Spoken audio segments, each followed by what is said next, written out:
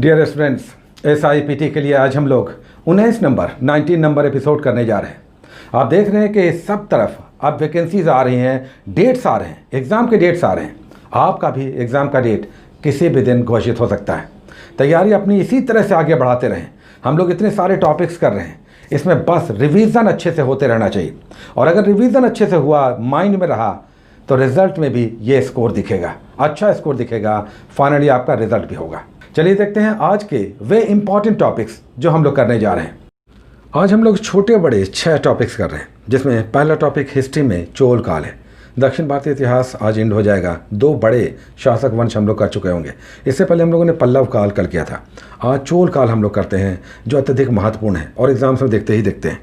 चोल काल में राजनीतिक, प्रशासनिक और सैनिक उपलब्धियों के साथ साथ इनकी सांस्कृतिक उपलब्धियां और इनका स्थायी शासन एग्जाम्स में आता है। सांस्कृतिक उपलब्धियों में द्रविड़ कला के अलग अलग अंगों को पूछा जाता है, जैसे प्रवेश द्वार को गोपुरम कहते हैं या इनके शिखर को विमान कहते हैं। ये सब अलग अलग अंगों को कला से संबंधित एग्जाम से पूछा जाता है। साथ ही यहाँ पर राजराज प्रथम और राजेंद्र प्रथम के समय राजनीतिक, आर्थिक और प्रशासनिक उपलब्धियों के साथ साथ सांस्कृतिक उन्नति से संबंधित प्रश्न पूछे जाते हैं, जैसे गंगैकोंड चोलपुरम की उपाधि किसने धारण की थी, क्यों धारण की थी। तो चोल काल करेंगे आज हम लोग। पेज नंबर यहाँ पे दिए जा रहे हैं।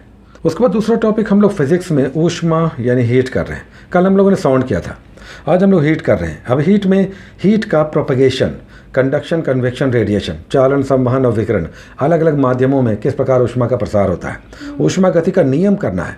साथ ही यहाँ पर एब्सोल्यूट टेम्परेचर के साथ साथ टेम्परेचर के स्केल्स ज़रूर हमें अच्छे से करना है, जैसे सेंटीग्रेड और फ़ारेनहाइट के बीच रिलेशन एग्जाम से पूछे जाते हैं। C/5 F-32/9। अब इस रिलेशन पे क्वेश्चंस आते ही आते हैं।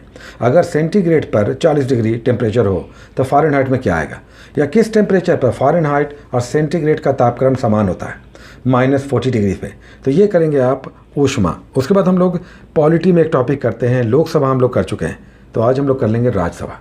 उच्च सदन या द्वितीय सदन हम लोग राज्यसभा करेंगे। राज्यसभा का गठन कब हुआ था, कौन लोग इसके लिए चुने जाते हैं, कितने वर्षों के लिए चुने जाते हैं, कितने वर्षों पर रिटायर हो जाते हैं, इनकी एलिजिबिलिटी क्या है, अलग अलग राज्यों में इनकी संख्या क्या है। ये ज़रूर करें कि अलग अलग राज्यों में राज्यसभा के सदस्यों की सीटों की संख्या कितनी है।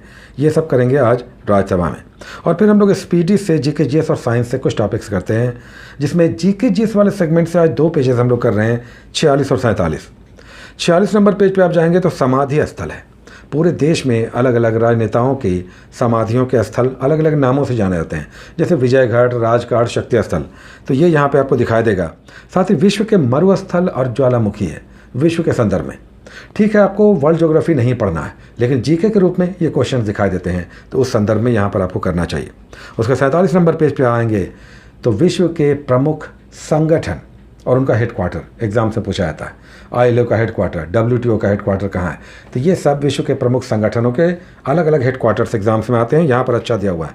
और फिर रिसर्च इंस्टीट्यूट है, चीनी का है, चावल का है, तंबाकू का है। इनके रिसर्च इंस्टीट्यूट देश भर में कहाँ कहाँ फैले हैं, स्थापित हैं। 10 सेट्स करते हैं आज। 121 से लेकर 130 के बीच 10 सेट्स हम लोग करेंगे। ऐसे 460 प्लस सेट्स हमें करना है। उसके बाद साइंस के सेगमेंट में RRBs के 1 लाइनर्स हम लोग कर रहे हैं 2 पेजेस लेकर, जिसमें आज 33 और 34 2 पेजेस RRBs के हमें करना है। शुरुआत के कुछ पेजेस ऐसे लगभग 92-94 पेजेस आपको दिखाई देंगे। और फिर हम लोग लास्ट में करंट अफेयर्स करते हैं, जिसमें 7 सितंबर और 14 जनवरी के डेट वाइज करंट अफेयर्स करने हैं।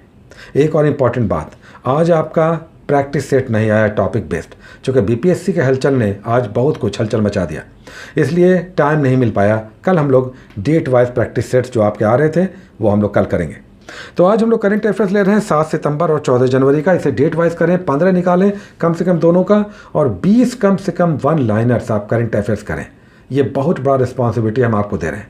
ये खोज कर आप 1 लाइनर्स करें, केवल पढ़ भी सकते हैं, आप नोट डाउन नहीं करें। अगर टाइम लगता है तो केवल आप देख लें, जैसे बुकर प्राइज़ हो गया, ऑस्कर अवार्ड हो गया, कहाँ कहाँ पर सम्मेलन हुए, तो ये सब आपको रेगुलर आते हैं एग्जाम्स में। इंडेक्स, युद्धाभ्यास, तो ये सब 20 कम से कम आप डेली ज़रूर कर लें।